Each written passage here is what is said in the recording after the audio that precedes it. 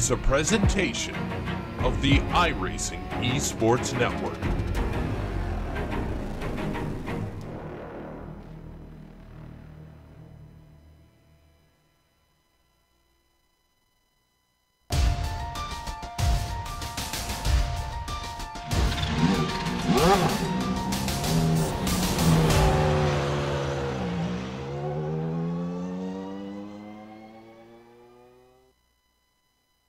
Gaspers found his redemption at Laguna Seca, while Halliburton floundered with mistakes.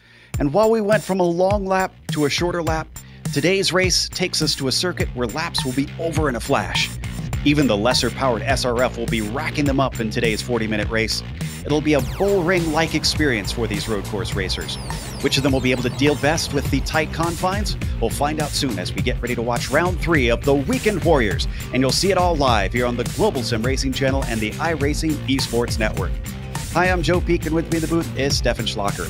Behind the scenes is our director, the Dr. Amjad Yaman, and he's using cameras provided by Dougie Beard. Steph, Brands Hatch is another one of those tracks that seems to have kept that old school feel. Tell us a little bit about it. Well, Joe, located in West Kingsdown in Kent, England, Brands Hatch has a long history.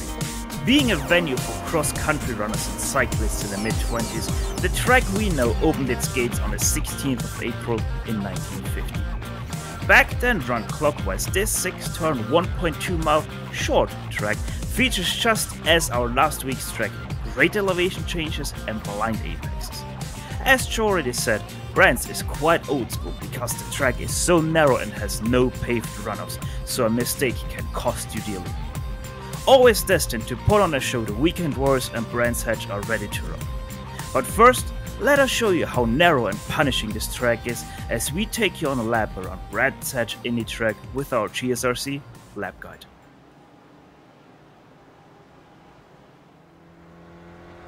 Alright, we're in the GSRC SRF, so let's do a lap around Brands Hatch. Paddock Hill Bend is as tricky as usual, especially with a lift throttle oversteer.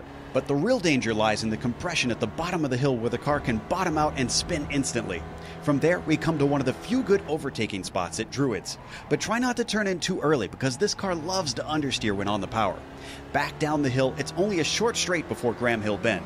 The AstroTurf to the outside is all fair game, so it's best to use it liberally to help carry your speed. You finally get a little breather before Surtees, but on this shorter layout, it's nearly flat out on your way in. That's because it switches back into McLaren right away. Stay off the curbs and ease onto the brakes. Then you have to wait and wait and wait until finally you can turn into the super late apex of clearways. It's important to not have to lift from drifting wide because it's a long climb up the Brabham Straight. And while Paddock Hill Bend is tough for passing, drivers might just be eager enough to try it. But hopefully you've now finished a lap around Brands Hatch.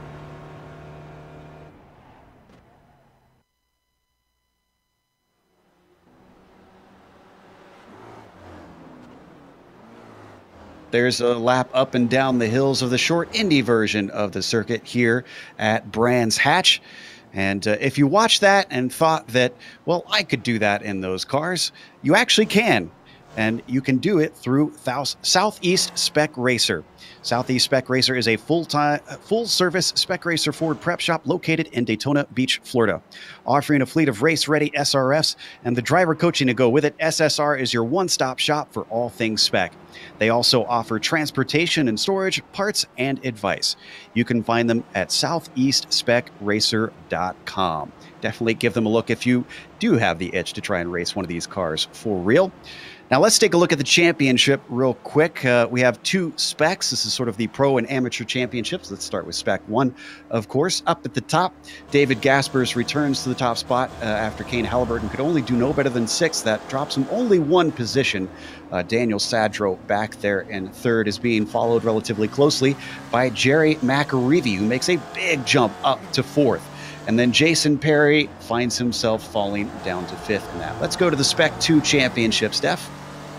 Well, Alejandro Liero, he is your first place in your Spec 2 driver standings. He's in total 72 points behind your Spec 1 leader. Bob Kern, he is 19 points behind. He is still sitting in there in a 2nd place. Tom Gradwell, he is gaining 1 position, 29 points behind Alejandro Liero.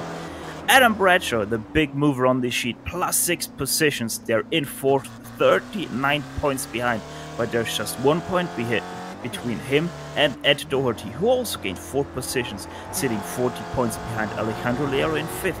And honestly, I'm expecting some more movement in that Spec 2 class because they're just so tight. And of course, if you've never watched this, since we are on the iRacing Esports Network for the first time, the Weekend Warriors has their own little format, so let's take a look at the race details. We are in round 3 of 9. It's a shortened season, and there's only one drop week. Apologies, we've been misreporting that in the previous 2 rounds. Only one because of the shorter season. Now, setups are open on the car, but there's not a whole lot that you can tweak. They're very limited machines and intentionally made so, but they have limited the fuel compared to what the real cars can run. That means you'll see 1 expected stop. And for fuel, of course, they've rationed the points, so it's a little bit different from a lot of series where they have fixed finishing position points, but they do have fixed points for 1st through 3rd. That's one thing we should point out. 100 for a win, 90 for 2nd, and 83 for 3rd. Everything from there on down to last gets apportioned out. And they do have 1 spare car that they have in case something goes wrong. And as always, they have penalty points if they have too many incidents out there. So it can affect your championship if you're kind of sloppy out on track. And this is not a track, though, that they want to be sloppy at, Steph. This, I found, at least in my time running around it, was really tricky in this car. Yeah, especially with this car, it's so incredibly tricky. Taking Paddock Hill Bend, for example, you have a camber change right at the apex. First, it's a plus camber, and then suddenly it falls away to the left of you. And right on the apex, on top of that, not that that's only tricky enough already, you also have the track who just falls away about 2 or 3 stories or something like that. It's just incredibly deep at the bottom of the hill. You once again, quite a hard dip. If you hit that wrong with a little bit too much of a steering angle, you're once again gonna spin out, and the walls are mighty close there. Now, if you're enjoying this already today, well, you've got even more to come, but we want to make sure that you subscribe to the iRacing Esports Network, where we're broadcasting it today. There's a little red button if you're not subscribed. It says subscribe. All you got to do is click that, and you can catch all of the World Championship races as well as many other series here on IESN. Qualifying taking place, and we're starting to run out of time for that. It looks like Kane Halliburton is on the pole once again. Daniel Manenkov giving him a run for things. However, I'm trying to see where exactly is our points leader, Gaspers. Did he even show up today? Is he missing? I do not see him in the list, if I'm honest. So no, he is not showing up. Ooh, well, that is going to change things around here. And of course, there's many other fast drivers that could give him a run for his money. One of which surprises me, is our current Spec 2's pole sitter, Alejandro Liero. He's been doing a great job, but look at this, Steph. He is in 3rd in qualifying right now. Those are dizzying heights for the 282. It's not the first time that Alejandro Liero shows his pace, so I'm not very surprised about this. I think last week he was a bit further back, but in week 1 he was in 5th place. So Alejandro Liero once again showing that he is a force to reckon with, even compared to the Spec 1 drivers. So just a minute left, and the drivers continue to bring in lap times. Steph, one of the things that I'm very, very curious about, because we have seen them run on short circuits before, but this one, incredibly narrow, as you talked about, difficult to pass on. Is traffic going to play a part in who wins today, or do you think it's not going to be that much of a problem? I hope it's not, but I'm kind of fearing it will be. We have right now in this session 39 cars on the lap. That's just 52.5 seconds long. So traffic will play a part, especially because you have to drive this in pretty much just one way. There's no other way to drive it with this car. Problems with overtaking, most definitely McLaren. That's the connector of the Indy circuit between Surtees and Clark Curve. So that's a bit of a problem point there, maybe Druids, but let's hope that nothing happens and everything goes clean. Absolutely. Gorka Idarate, a newcomer in this series, running his rookie season in the Weekend Warriors, finds himself once again within the top 5. Wonder if he could maybe finally get his first win of the season. Steve Elson comes across the line, and it looks like he does not get a timed lap on that one, so he will stay in 8th position as the checkered flag now comes out. Who all is just finishing up? There's going to be a lot of them coming off across quick and fast here. So a bunch of them actually are abandoning laps, and pretty much everybody is coming into the pit lane. Don't see anybody finishing the lap. Ian Wilson looks like he's going to be the first taker to take the checkers here. He currently sits in 27th, and as he crosses, he does not improve, unfortunately. Edward Doherty is still coming around to the start-finish straight. Let's see what he's doing. He is sitting right now in 11th, going over the line there, does not improve. One of our top runners for the Spec 2 is Adam Bradshaw. He's going to try and cross the line. He sits in 14th, which looks to be 3rd in the Spec 2 class right now. And as he crosses, he also does not improve. So that's going to finish our starting grid.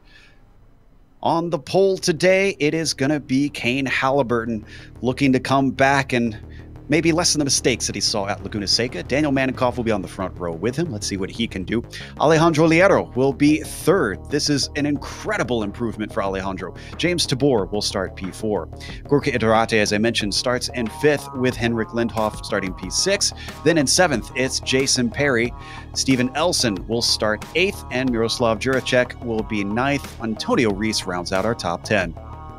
Edward Doherty will start on the left side of row 6. He's only your 2nd Spec 2 driver right now. Stevie Ray, he's 12th, lining alongside there. Jens Nordström, 13th. Adam Bradshaw, 14th. Chris Murakami is rounding out your top 15.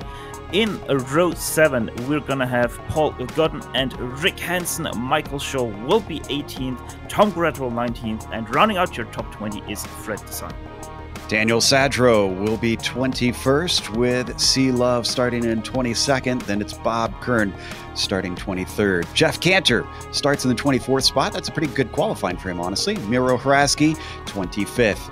Guillermo Crevo starts P26. He'll be followed by Ian Wilson in 27th. Then it's Keith Walsh on the outside of him in 28th. Paul Hickey starts 29th, and Jim McGill will be 30th. Mark Geehan is 31st, John Dion 32nd, Gary Walbot 33rd, Andrew Spicer 34th, Herward Hell in 35th, Mats Sjöblom in 36th, Felipe Negroni is the 37th driver and last car to put in a qualifying lap, and in 38th and 39th we have Kartik Pai and Richard Franco.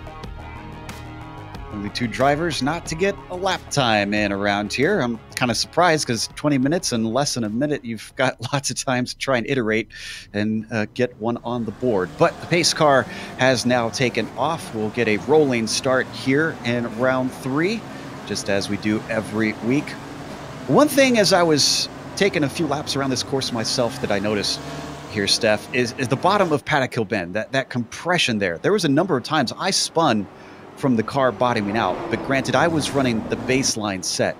Is there anything in the setup you can do to help prevent that, or is it just something you got to watch out for?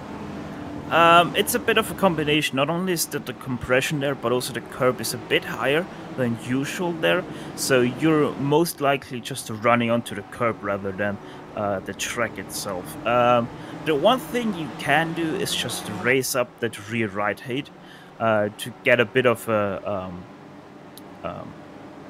to have the rear get up there. So it will be interesting what they can do and will do, but most likely you want to have the car as low as possible. Well, of course, that'll help the handling. We'll see who's got the speed as fast as possible here today, as Kane Halliburton does not wait around. Green flag is out here, round 3 of the Weekend Warriors, almost making contact between 2nd and 3rd, as Liero up to the inside of Daniel Manenkoff tries to squeeze him towards the outside. Manenkoff takes it deeper into the corner as they all plunge down the hill, but Manenkoff is very, very loose, saves it somehow, and the rest of the field looks like they've managed to get through safely in the first corner at least. safe, but still side by side, everyone here for the first 15 or so positions. So everyone is still trying to get as much as possible out of the start. Annikov all sorts of loose. Even Graham Hill Ben saw him get all the way sideways there. They're still side by side with Liero. Liero's got the inside. There's a big accident behind them. That's Henrik Lindhoff, who finds himself spun off. Everybody else manages to collect it together. We've got the replay.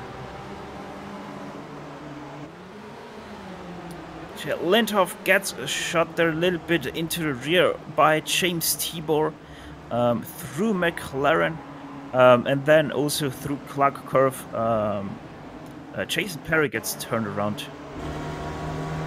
Jason also gets it going once again, but looks like Lindhoff really gets the worst of those two incidents. This is Elson on the inside of Perry. Perry goes to turn in, and we come back live. So Perry winds up back in at ninth, so not too many lost. In fact, there's quite a few battles in front of him. Tibor still fighting with Elson, who has started to drop off of the top four. Ooh. That's Gorka having some issues there, and he falls a little ways down. And Tibor as well finds himself now in 12th. Not the best start for Tibor so far. He really has to start to get his stuff together. He is just falling apart right now. Got to give some credit to Liero, even though he's dropped off a bit on second place. In fact, is going to lose third here to Gorka Iterate. He's still sitting in fourth, so it seems like he's making good on this speed. As he follows very closely, tries to catch the car. He goes wide off into the grass, and now Steve Elson is going to have an opportunity to get by. Alejandro Liero going there for a rallycross route. Obviously, Brands Hatch once had a rallycross track here. Taking a big jump. That too. Yep, he is now down to fifth, so 2 positions lost in 1 lap. Michael Shaw in the back finds himself turned around the wrong direction, and Clark. This one was all on his own. Little wiggle up on the curb seems to have started it, Steph. Yeah, a bit too harsh there on the brakes, and loses it on the brakes, then the curb. Oh, and Manikov. What happened to Manikov? Did he fall victim to the compression? It looks like he did. Yeah, he did, and immediately pulled off the track there. He slammed in not very happy hard. Let's watch the Michigan driver's view here on board, just over his shoulder on entry. It's looking decent, Oh, and then it starts to come around a little bit, and as soon as he touched that curb, it was nights out. Yes, it's exactly what I was talking about there. It's the camber just falls away and the track, and then it comes all back together. And if you're a little bit squared up, you're gonna lose it. Well, there's our leader, Kane Halliburton, now leading by 3 seconds over Gorka Iterate with that problem from Manenkov.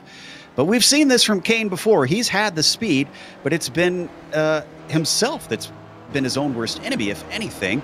So he's really got to hold it together. This is no guarantee. Gorka, running back there in the number 10, is trying to hold off Steve Elson, still within reaching distance in the number 56.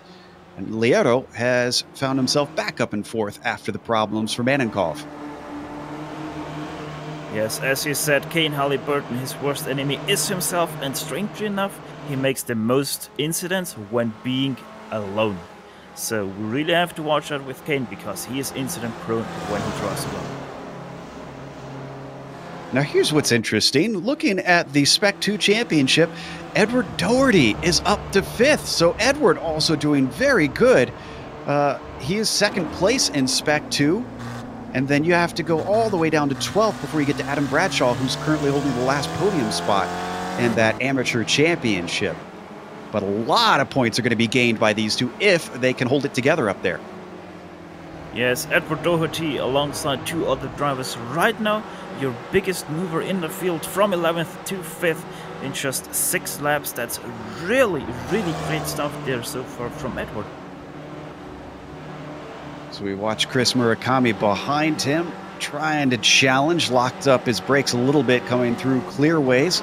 Gets himself a decent run, but don't forget Fred Desai behind him. That's in the yellow and black car giving chase. So essentially a three-way fight for P12 as they come up to Paddock Hill Bend one more time. Get on the binders, duck it in, and we got a car off ahead of them. That is Miro Vrasky. He's already a lap car there, spun it right into one coming out of the pits. And that, I think, caused a little bit of a checkup for Murakami because he got challenged by Desai as a little bit of a hit check for Miro Vrasky. This is not a track where you want to be a lap down this early. No, not at all, especially with the field still being this packed. This can really hurt someone's chances.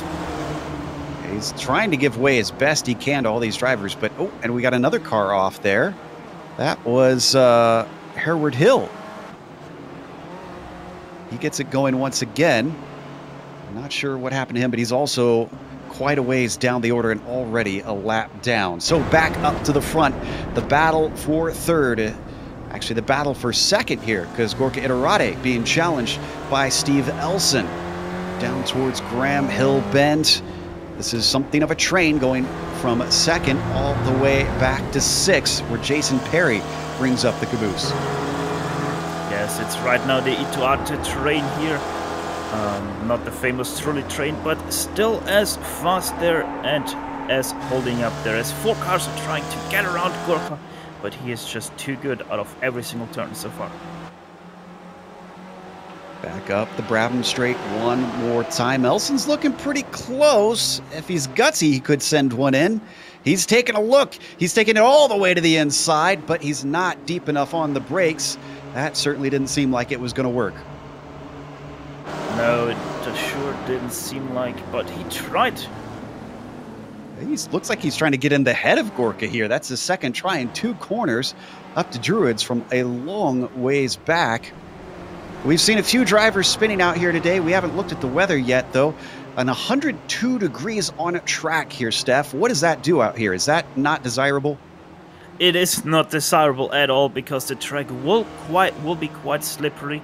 And with these cars, you don't want a slippery track. So these guys might have to fight a little bit more with their car than usual.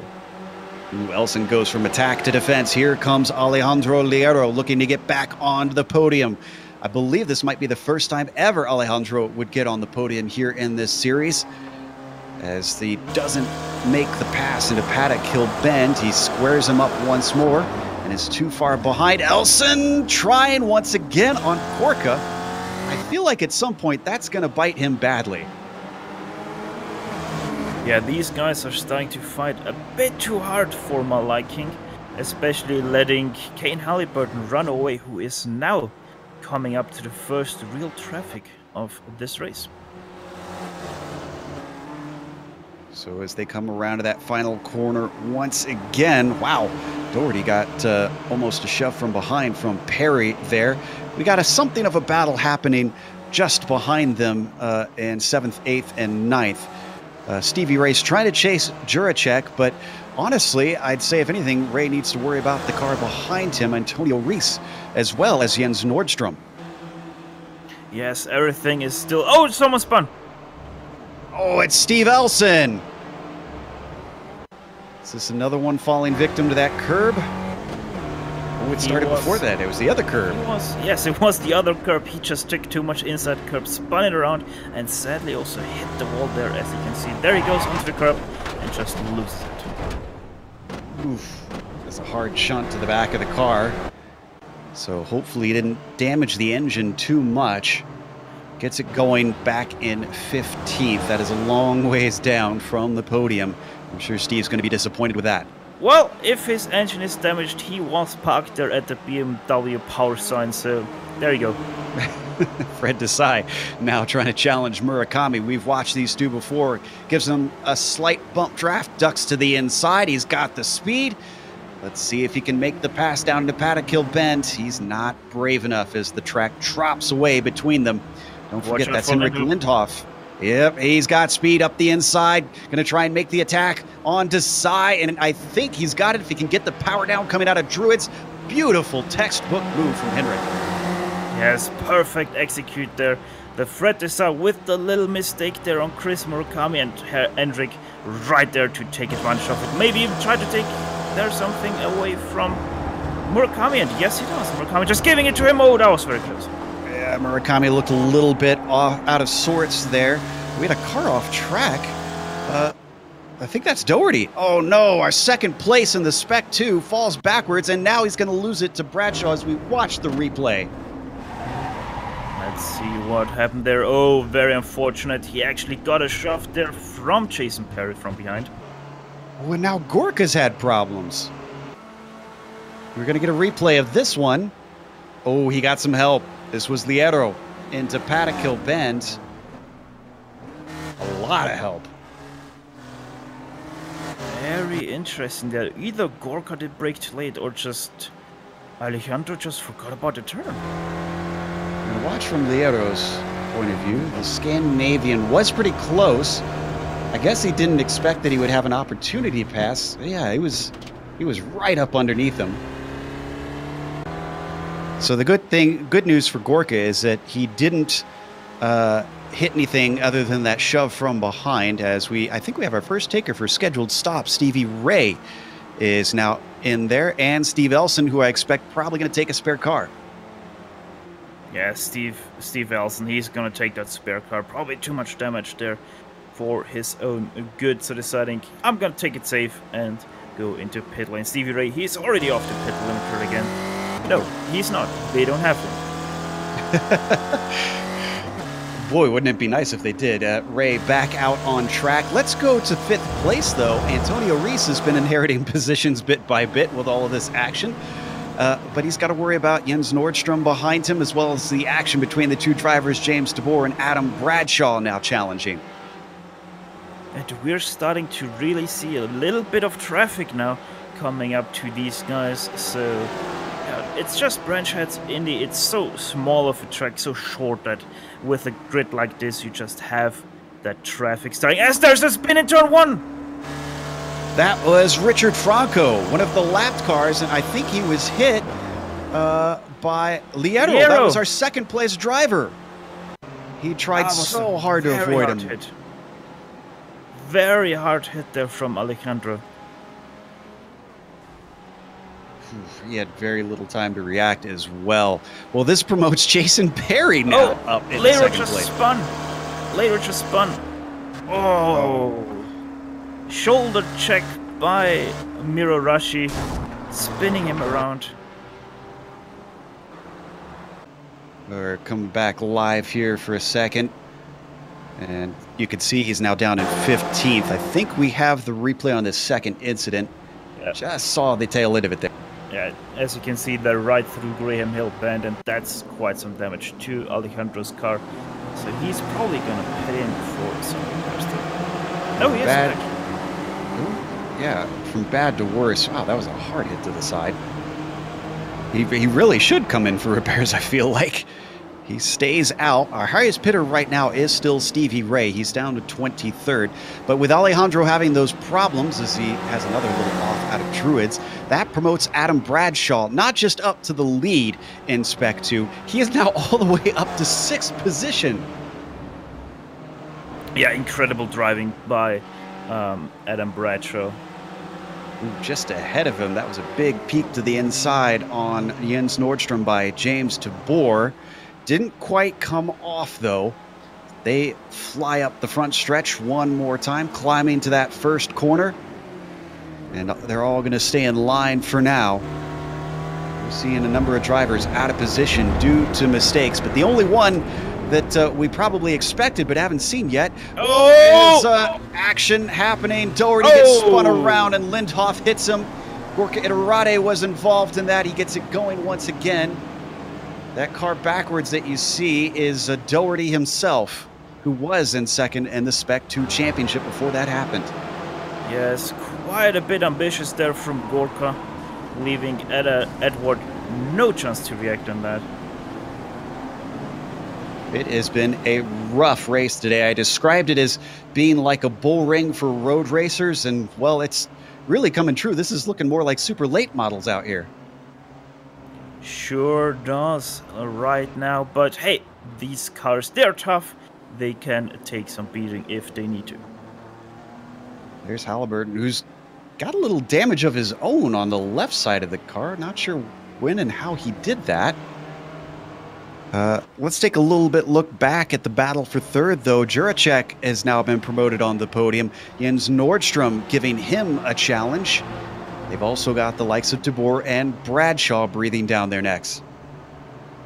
Yes, indeed. And I just saw the damage there from Kane Halliburton. It was on lap 13, sorry, 5 laps ago.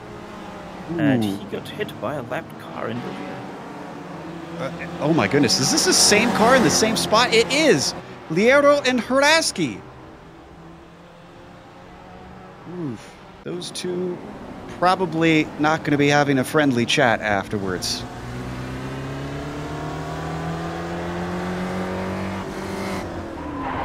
And I can't really blame Muro on this one. He was all the way to the edge of the track. So Lindhoff comes in after his heavy damage from the incident in Druids, takes his spare car and gets going once again. Returns in what looks like about 25th position. Yes, and as you said, bit of a weird incident there between Hraski and Liero once again, but yeah, Hraski has already been in a few shunts there, but none of them were his fault really so far. Watching once again, James De Boer dealing with the likes of Jens Nordstrom up ahead of him. Nordstrom in the yellow and blue car staying to the outside, gives the racing line to James De Boer, who sends it in deep, and I think he manages to make it grip because he is now up to 4th. Adam Bradshaw was nearly giving there an opportunity on Jens Nordstrom as Jens tried to do a little bit of an undercut there on James Tibor, which didn't work. It slowed down too much and nearly gave the opportunity to Adam Bradshaw. Well, that fighting is good news for Juracek up ahead of them, who pulls himself a slight little gap over those three. And they are definitely coming up on lap traffic now. Andrew Spicer up ahead of them, John Dion then up next. So who's going to deal with it best? And Juracek makes what I think is a bit of a clever move. He comes into pit. It is an interesting move. I would say it's a bit of a bold one. We're about halfway through the race already. Still got about 2 minutes to go till halfway, so... He doesn't take his fast repair, though, even though he's got some damage. Now, I'm trying to remember, who did he make contact with? Because I want to say that we saw him touch another car at one point. I guess it's driving fine. I mean, if you're up on the podium, it clearly is. It has to be fast. See Love in 10th. Yeah, exactly. This is the battle for 9th. Bob Kern leads Love and Sadro. Like I said, almost halfway through the race now as we work our way through Surtees into McLaren now. And then back up to the main course. And Gorka has had more problems. This is after he's taken a pit stop. Oh, I think this one was all on his own. Let's have a look there. He's already loose after Druids. Yeah, just can't catch the car in time. And, well, the tires are right there. So he slams it into the wall yet again. And Gorka gets demoted to 24th out of that. The driver who's somehow managed to make good on these early pit stops is Stevie Ray, who's now up to 17th and still the highest pitter. A number of fast drivers who've come in have not been able to stay ahead of him. No, Stevie Ray, he's just playing the safe game, letting people by if they want to get by and just stay out of trouble, and it does do him very well. Right on board with the number 11 car. Let's head back to Bob Kern because that fight staying incredibly close as Sadro and Love follow him up to Paddock Hill Bend. Just ahead of them, that is a lapped car. Mark Gehan that they're trying to chase down. A little bit of a look to the inside by Love. Gehan tries to let them through as he almost loses the car in the process. Gets it back on course. Now, Bob Kern, the guy who's leading this pack of 3 cars, he is right now your biggest mover, 23rd to 9th. And that's with qualifying too, so as Bill would like to say, that is a legitimate 9th position. Meanwhile, Tabor comes in, and I believe, yeah, exactly halfway. We should see maybe a few takers in these laps, as some drivers like to split it up evenly. Hits his stall. And C. Love also comes in from that battle, seeing if he could use a little strategy to get himself out of that sandwich. James Tibor, he took a new car. He quickly hopped into his new car. This is a long stop, though. Yes, indeed. About There he's off now. 5 seconds longer than all the other drivers around him. He comes back out in 19th, so it is still Stevie Ray up at the front of the cars who have pitted. Could Stevie Ray have pulled the wool over a number of drivers' eyes and find himself with a top 5 today? He's actually still on the lead lap even. Yes, about 30 seconds or so back on your leader, who is still Kane Halliburton. And I can tell you something, the guy who's probably all smiles right now, apart from Kane Halliburton and Steve Ray, it's that number 97, it's Jason Perry. Yeah, up to second place, having qualified in 7th. This has been a great climb from him as well. The driver behind him, Nordstrom, newly into the Spec 1 category this season, goes from 13th on the grid up to 3rd now. There have been those who have thrown away opportunities, and there are those that are grabbing it with both hands today. We see Nordstrom in the number 69 car here to complete another lap. Still waiting on a number of our top of the field to come in to take their scheduled stop. Let's jump over to Desai here in 6th position, still giving chase to Murakami for 5th. Yes, and Murakami is starting to creep away ever so slightly through the last 2 or 3 laps. Desai is keeping them within reach. And those two have lost touch with Adam Bradshaw, who currently leads our Spec 2. So it's basically a fight between the 01 and the 76 for now. Great run coming out of Graham Hill Bend for Fred Desai, as the Frenchman tries to hunt down the likes of Chris Murakami, the Northwest driver, taking it around clearways with lap traffic up ahead. Filippo Negroni stays wide, lets them through nice and cleanly.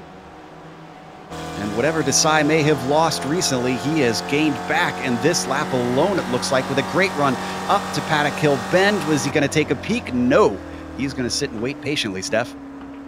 Yes, he is, but he has a bit of a run here, but not enough to get up to Druid and get alongside Chris Murakami here. Now going into turn 2. Up next, Graham Hill Bend. Very tricky, a left-hander there at the bottom of the hill. Let's see, Fred Desai once again not able to do there, but will he get around there? Not really, no.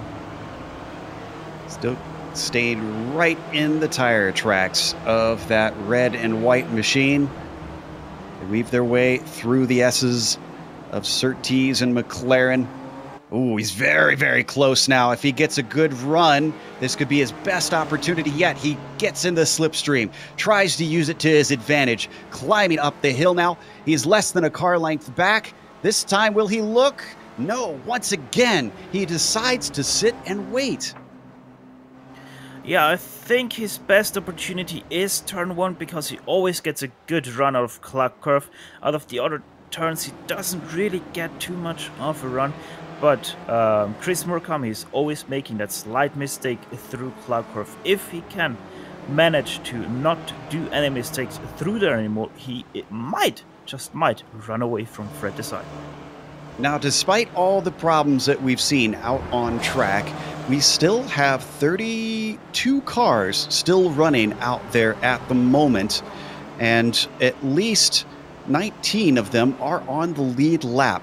So it's still a very full circuit here around Brands Hatch. Taking a look at Jim McGill, who's in a nice little fight with Stevie Ray.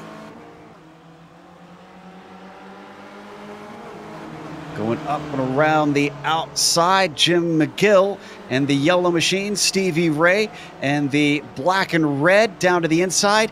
He now finds himself up to 12th. Up to 12th. Is that already? Yes, that is. The next car already up ahead here. That's Guillaume Cravo, and he's already going side by side here into Druids and easily takes the 11th place. Guillermo doesn't fight it, though. He does chop off Jim McGill heading through the apex of Druids.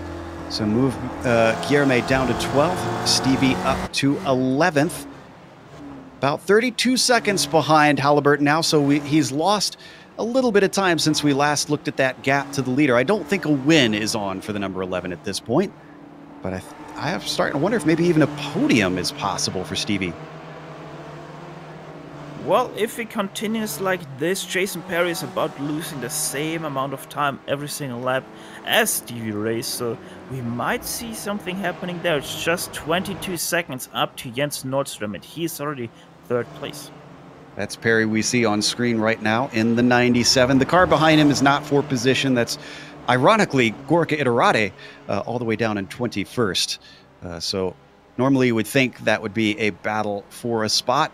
But unfortunately for Gorka, it is just riding it out and try to get himself a few points salvaged. This is Halliburton, our leader, ahead of everyone at the moment. He won the first round. He threw away the second round, and I think he's about to make his comeback. He sure does look so mistake-free so far. So let's quickly jump away from him again so we don't jinx him. Rick Hansen and the Spec 2 Championship comes in to pit. I don't believe we've even mentioned Rick at all so far this race. He started from 17th. Let's see where his pit stop releases him out to. Not going to be the highest pitter on this one, and I think about 18th or 19th it looks like he'll come out. 17th. 17th it is for him, quite a bit back there on James Tibor, who is already going into Druids. Paul Godden takes his stop, returns in 19th position. So it looks like he'll get 20th as a few more cars stream by before all is said and done. Still waiting on about 11 cars, so maybe about 13 or 14, to come in and take their scheduled stop. With only 11 minutes to go, we're getting towards the end of the pit window. Jim McGill, a little bit of damage on the right front. Did he get that recently? I think he already had that one, but I'm not sure, to be honest. Yeah, I'm seeing it. It was there at least for a couple laps. 5th place in a hot little fight to Chris Murakami.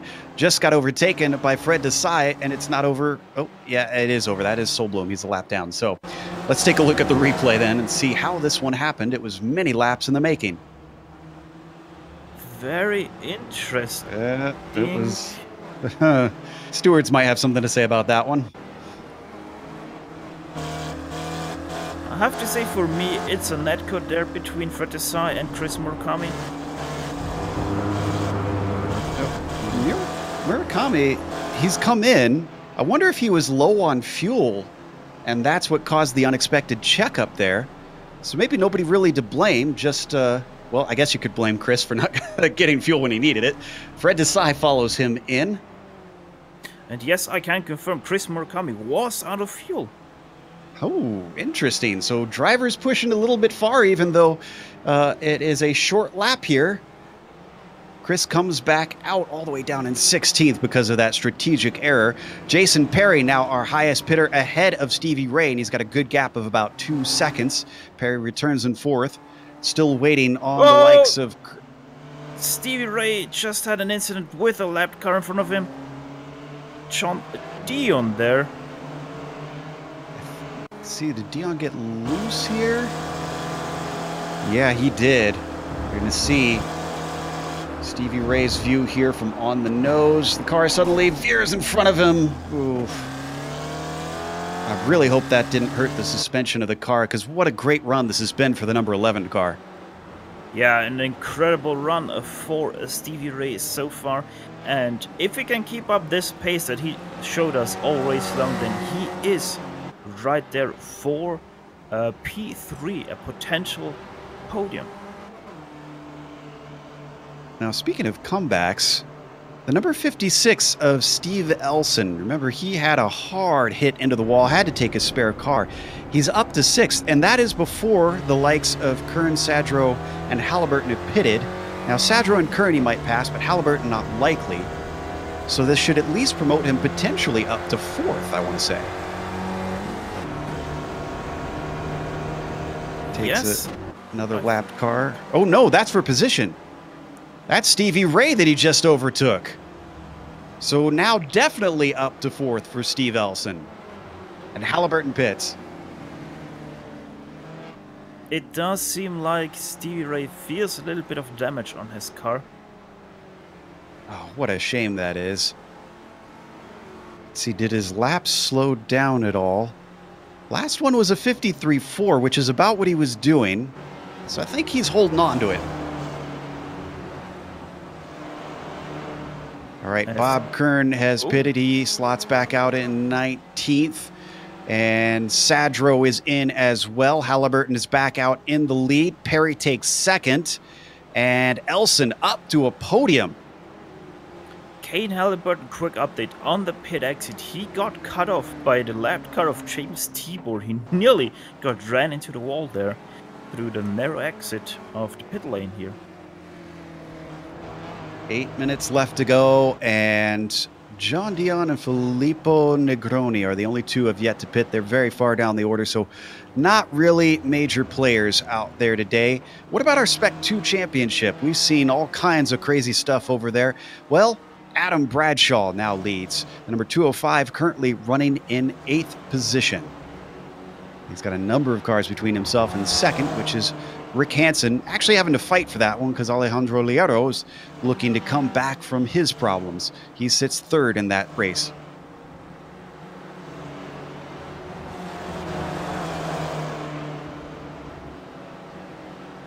So what kind of battles do we have here coming to the line? Elson and Ray have not separated, even though Elson seems to have a little bit better pace. So I'm not sure if that one will really tighten up. But for top 5, Henrik Lindhoff has got Miroslav Juracek applying the pressure and Jens Nordstrom. Very, very pressure, close. Henrik Lindhoff nearly spun there through the ruins, being quite sideways through the apex there, but being able to keep it together and stay in front of Juracek and Nordstrom. Looks like he's going to hold on for now. The number 8 being hounded still by the 84 and the 69 as Nordstrom takes a little bit of a peek on Juracek coming up into clear ways, but can't get his nose underneath. They climb up the hill one more time. That is Adam Bradshaw you can see behind them. That is also for position. He sits in 8th. And he is coming. He's getting closer and closer to this 3 cars ahead of him. Oof. Little bobble over the curb there for Lindhoff. And he locks up the brakes. You talk about feeling the pressure. You mentioned it before. We're seeing a lot of errors and another one off the track from Hendrick. He's got to calm down. Being pressured is always hard to withstand, and he is under full pressure. Can he hold on to it? We shall see. I'm crossing my fingers. Juracek might be able to get something out of this, find himself within the top 5. Lot cleaner coming through that final corner for Lindhoff this time. Back onto the Brabham Straight, we ride on board with 84 of Juracek. Adam Bradshaw, though, he's already at the back of Jens Nordstrom. So he is probably gonna look to try to do something there as the car spins ahead! Ooh, that was so close for Lindhoff. Cravo, who's a lap down, finds himself falling afoul of the compression. He didn't touch the curb, but the car still managed to get away from him. Beautiful job by everybody. Watch this as they just Lindhoff split him. On replay right now. Whew.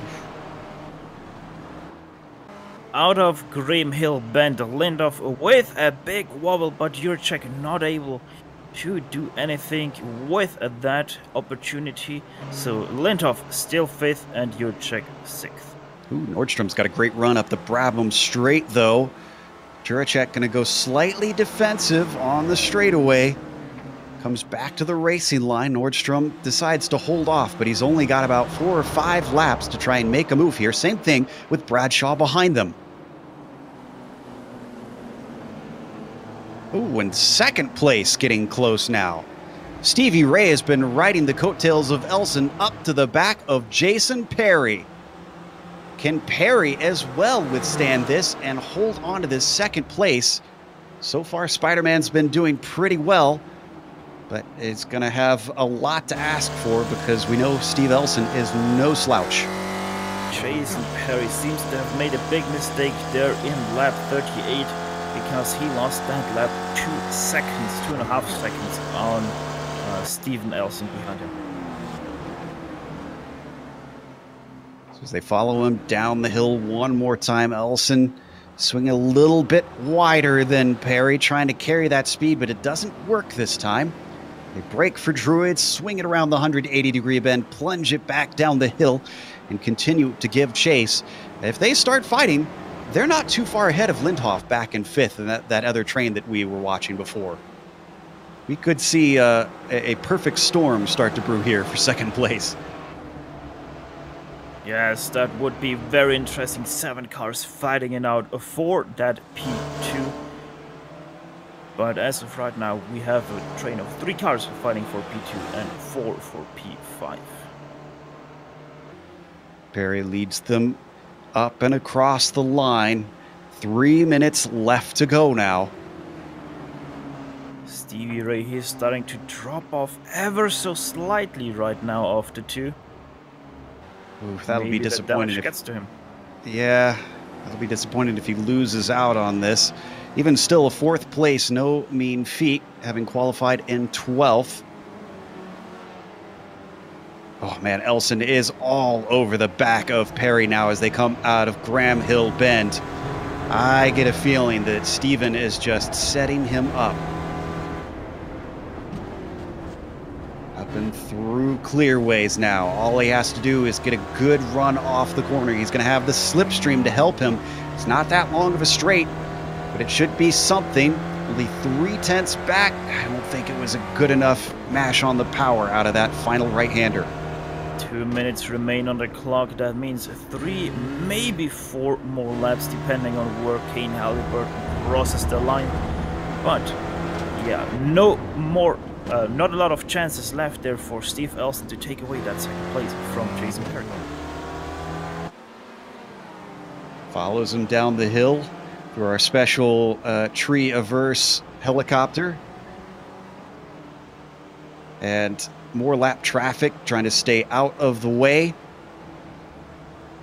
Let's see, where is Halliburton? Halliburton's going to come across the line. 2 laps to go this time for Jason Perry to try and hold on to second place, and they have absolutely dropped Steve Ray. In fact, Steve Ray is starting to come under threat from Hendrik Lindhoft. Yeah, Stevie Ray is starting to make a lot of mistakes right now. Elson looks to the outside. He's going to try and make a move. Can he get the over-under here? He looks to put the power down, but Jason Perry is wise to that. He gets a good run off the corner and keeps Elson back. Elson takes a little bit of a look into Druids. That's his favorite spot we saw earlier in the race, but it didn't work any of those times. Can it work this time when they get the white flag? Good run for Elson right there, but Cooper Straight just not long enough to do anything in these cars. Deep onto the brakes. He goes a little bit wide. I wonder if that's going to hurt him, though. Paddock Hill Bend seems to be the most popular place for pass attempts, but he stays close behind.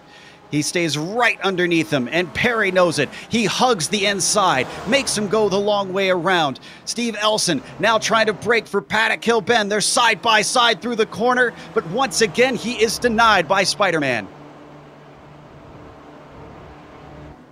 Can't quite make a move up into Druids. There's really no good opportunities left for Steve Elson. It is going to take a Hail Mary. We've got a little bit of time before we have to duck off to the leader. And I think Steve Elson might have to give up the ghost here, because Kane Halliburton, coming out of the final turn, the number 12, is going to make it 2 for 3 wins here in the Weekend Warriors in 2019. Your winner today is Kane Halliburton at Brands Hatch. Great drive from Kane Halliburton as Jason Perry is able to defend off Steven Elson for P2. Same thing with Stevie Ray, very close between himself and Lindhoff. And, is something happening to Bradshaw? Nearly gets 7th away, but he finishes in 8th with Nordstrom right beside him.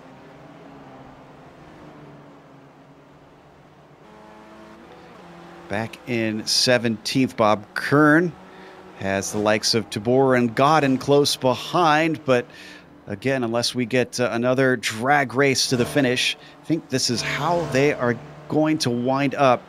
Kern 17th, Tabor 18th, and Godin 19th indeed. It looks like that's the way it shall be.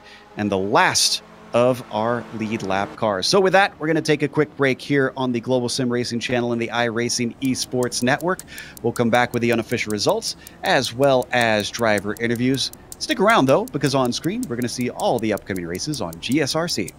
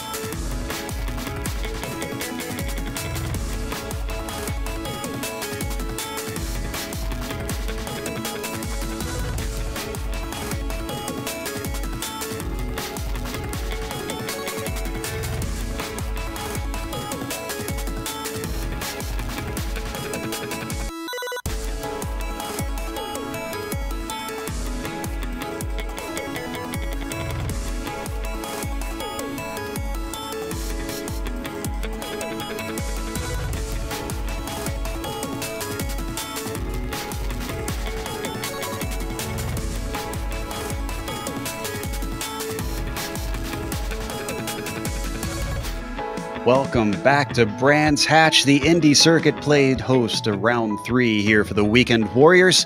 And in the end, Kane Halliburton, excuse me, managed to come away with the win, his second of the season. A little bit of redemption for him this time. He is followed home by Jason Perry, who was 10 seconds back. Kane really romped away with it.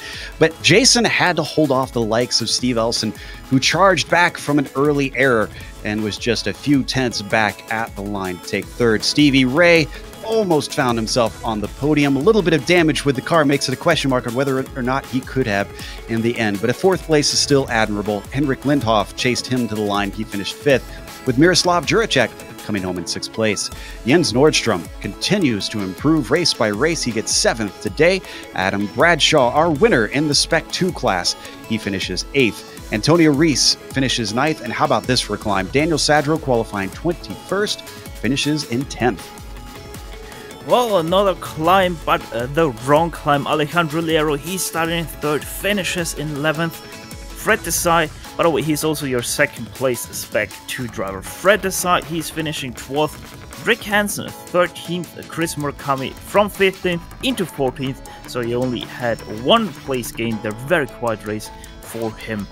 Edward Doherty from 11th to 15th, Jeff Cantor 16th, Bob Kern 17th, James Tibor finishes 18th, Paul Godden, your last car on the lead lap, 52.15 seconds behind the leader on the line in 19th, and your first car one lap down, Paul Hickey in 20th. It's a question of what could have been for Gorka Iturrate. He finishes 21st today. Jim McGill comes home behind him 22nd.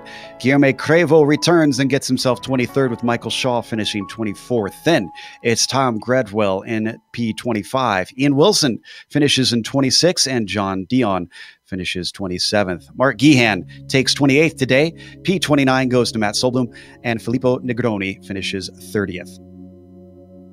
Andrew Spicer, the first car not being able to finish this race, 5 laps down in 31st. Mirarashi in 32nd. Seelove 33rd. Keith Walsh 34th. Herward Hill in 35th. Richard Franco in 36th, and your last car taking the green flag, Daniel Manikov in 32nd. Not taking the green flag, Gary Walbot and Kartik Pai. There's your finishing order for today. We're ready to talk to our second place finisher, Jason Perry. Jason, it's a shame you won't be able to see all the other battles that were out there, but you certainly had an excellent one at the end with Steve. Yeah, thank you. Still coming down from that. I thought I had it easy second, and then I had an issue with the back marker, the 203, which lost me a couple of seconds, and then both Steves caught up to me, and I'd just been stroking it round at that point, nice easy laps, and all of a sudden I had to do 100% laps, which was a bit scary going into Paddock Hill Bend each time. I was never sure whether the car was going to stick or not.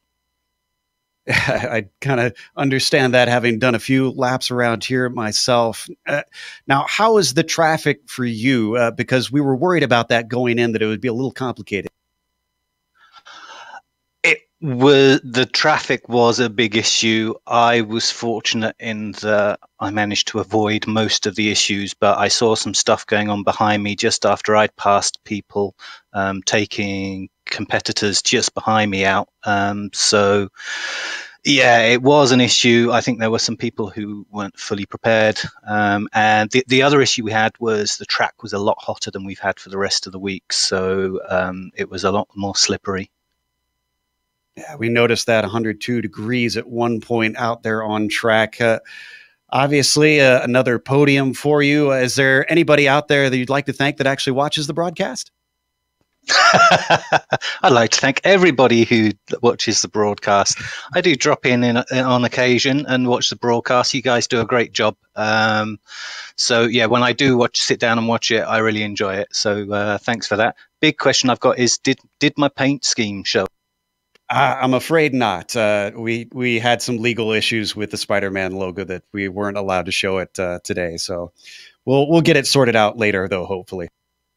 Sounds good, Joe. All right. Thanks for everything you do. And yeah, see you next week. Thanks for talking to us. I was Jason Perry, second place today. We like ribbing Jason because he has infamously noted on the forums that he doesn't watch broadcasts. So try to take jabs when we can. In the meantime, Steve Ray is talking to Stefan Schlacker. It's been a great run for Steve out there. Yeah, you said it there, Joe. Stevie Ray, 12th to 4th. Talk us through your first stint, because you chose quite an interesting pit strategy there. Hi, guys. Yeah, that's kind of what my typical race has been, is just to kind of pit as early as I can with a little bit of safety play left, and then go from there. And usually it works out pretty good for me.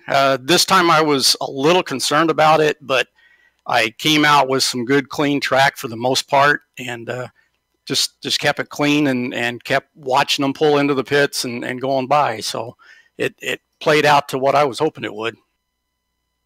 And go on by you did, climbing up to one point at third place, and then sadly losing out to Steven Elson. But yeah, did that damage affect you after that hit with the lap car? It might have a little bit, but I really couldn't tell. It might have took just a little bit off, but Steve was quicker most of the time anyway, so I figured he'd get by, and then I was just going to try to ride his coattail on to the end, and hopefully we could catch Jason and have a little fun there. Well, a little fun you sure did have. Now, one thing I have to ask, we go to the third track in a row which has blind apexes and quite some elevation change. That will be Mid-Ohio with the chicane. How do you feel about that layout? That's one of my favorite tracks. The chicane I'm not so keen on, but that's one of my favorite tracks, so I look forward. Well, that was Stevie Ray, the organizer of the Weekend Warrior Series. If you want to have some information, head over to the Spec Racer Ford forum. In the meantime, Joe Peak, he has caught up with Alejandro Liero. Yes, 11th today for Alejandro, but I have to imagine that's going to be a little bit of a disappointment, even though it's second in Spec 2. Alejandro, you started from third, so let's go there first. Were you surprised about that qualifying? Because we were amazed that you were that high up. Well, I think we can only talk about qualifying today. That would be nice. Yeah, I'm running with my friend, teammate Henry Lingdorf, who ended fifth, who was fifth in the end. So we were trying to see if we could get some drafting going on, and it worked out very well.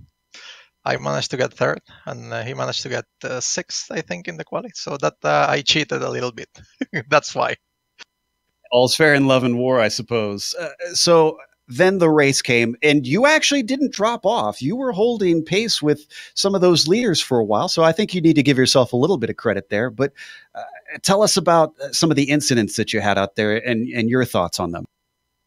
Yeah, the first one, I was making some mistakes, so I just let Gorka and Steven go, and I was hoping I could hang on to them. And to my surprise, I was hanging off quite well. Then Steven had a moment, and I luckily avoided him. And then I managed to catch Gorka, which also to my surprise. And then I don't know if I missed my braking spot or something. I just crashed into his back and took him out. That was terrible. I felt terrible. But then I was managing to keep up the pace. And then if I remember right, there was an accident in turn one, and I went to the wrong side, and there was a lap car right in the middle.